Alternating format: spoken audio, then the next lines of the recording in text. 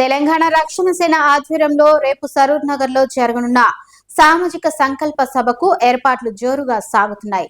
ఈ నేపథ్యంలో ఉమ్మడి కరీంనగర్ జిల్లా అధ్యక్షుడు గుంజపాడుగు హరిప్రసాద్ ఆధ్వర్యంలో కార్యకర్తలు నేడు హైదరాబాద్ కు బయలుదేరారు. ఈ సందర్భంగా ఆయన TG5 న్యూస్ తో ప్రత్యేకంగా మాట్లాడారు. రేపు జరగబోయే టిఆర్ఎస్ తెలంగాణ రక్షణ సేన యొక్క మన సంకల్ప సభ కోసం మన కరీంనగర్ జిల్లా యొక్క మన జిల్లా అధ్యక్షుడు టిఆర్ఎస్ అధ్యక్షుడు గుంజపాండు హరిప్రసాద్ గారు ఎలా సంసిద్ధమయ్యారో తెలుసుకుందాం. ఈరోజు అని చెప్పండి, మీరోజు మరి అన్ని జిల్లాలకి తిరుగుతున్నారు, మీరు తిరిగి జనాలని వాళ్ళందరినీ ఎలా సంసిద్ధం చేసి రేపు సభకి తీసుకుపోతారంటే ఎలా చెప్తారు? సామాజిక న్యాయ తెలంగాణ సంకల్ప సభ ఇది చరిత్రలో లిఖించదగ్గటువంటి రోజు రేపు ఉండబోతూ ఉంది.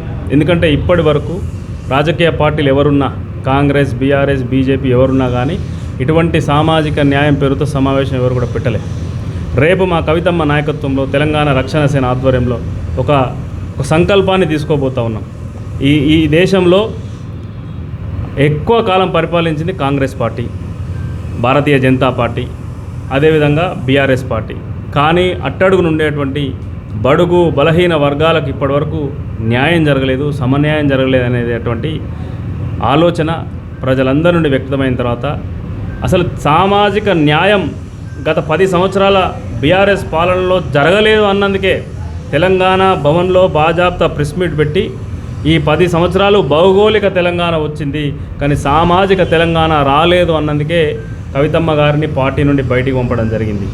మరి అటువంటి సందర్భంలో ఆమె ఎత్తుకున్నటువంటి నినాదం ఈ అట్టడుగు వర్గాల్లో, ఈ బడుగు బలహీన వర్గాలలో ఒక చైతన్యం తీసుకురావాలనే ఆలోచనతో 2.5-3 సంవత్సరాలుగా తెలంగాణ అంతా పర్యటించి బీసీలలో, దళితులలో, ఆదివాసీలలో ఒక చైతన్యాన్ని, మహిళల్లో, యువకులలో, విద్యార్థులకు ఒక చైతన్యాన్ని తీసుకొచ్చి ప్రభుత్వ ఫలాలు వీళ్ళందరికీ పంచినప్పుడే సమన్యాయం జరుగుతుంది, సమపాలన జరుగుతుంది, సమంగా న్యాయం జరిగినట్టు అవుతుంది.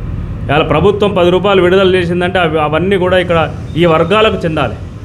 ఇలా ప్రభుత్వాలు ఇప్పటిదాకా చేసినటువంటి మాట ఏంటంటే ప్రభుత్వం ఇచ్చేటువంటి నిధులు పేరుకే బడుగు బలహీన వర్గాలకు ఖర్చు పెడుతున్నామని లెక్కల్లో చూపిస్తారు. మీరు తర్వాత అంతా కూడా అది ఎవరికి ఖర్చు అవుతున్నాయి, ఎక్కడ ఖర్చు అవుతున్నాయి, ఎక్కడ పోతున్నాయి అనేది కూడా ఎవరికి తెలియదు. కానీ ఈరోజు భౌగోళిక తెలంగాణ వచ్చింది, సామాజిక తెలంగాణ రాలేదు అని నినాదం చేసిన తర్వాత మరి అప్పటి నుంచి ఇప్పటిదాకా కూడా కవితమ్మ ఆలోచన సామాజిక తెలంగాణ.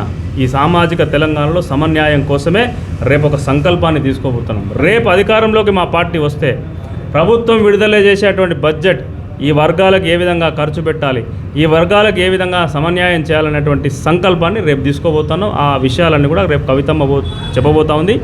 దానికి ఇప్పటికే కరీంనగర్ జిల్లాలో 4 నియోజకవర్గాలు అందరూ కూడా సమాయత్తమైన, ఏ నియోజకవర్గం నుండి ఆ నియోజకవర్గం తగ్గకుండా 300 మందికి తగ్గకుండా ఇలా పెద్ద ఎత్తున మేము 300 అనుకున్నాం కానీ ఎక్కువ వస్తుండ్రు, ఎక్కువ చాలామంది వస్తుండ్రు.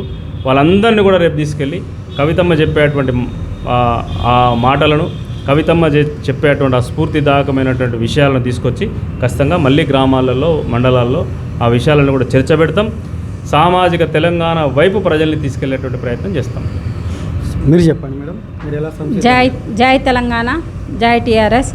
ఈ నెల 6వ తేదీన జరగబోయేటువంటి సరూర్ నగర్ ఇండోర్ స్టేడియంలో తెలంగాణ సామాజిక న్యాయపు సంకల్ప సభకి వచ్చి విజయవంతం చేయాల్సిందిగా కరీంనగర్ వాసులందరినీ తెలియజేయడం జరుగుతుంది. సామాజిక తెలంగాణ కోసమే మా టిఆర్ఎస్ పార్టీ అనేది ముందుకు రావడం జరిగింది. మా ఎజెండా కూడా సామాజిక తెలంగాణనే.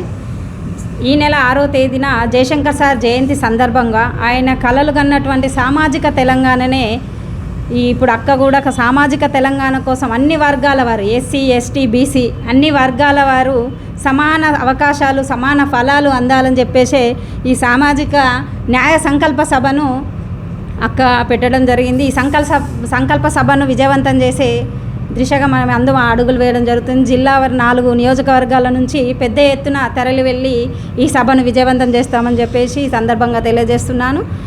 కరీంనగర్ ఇన్ఛార్జ్ అంకం శివరాణి.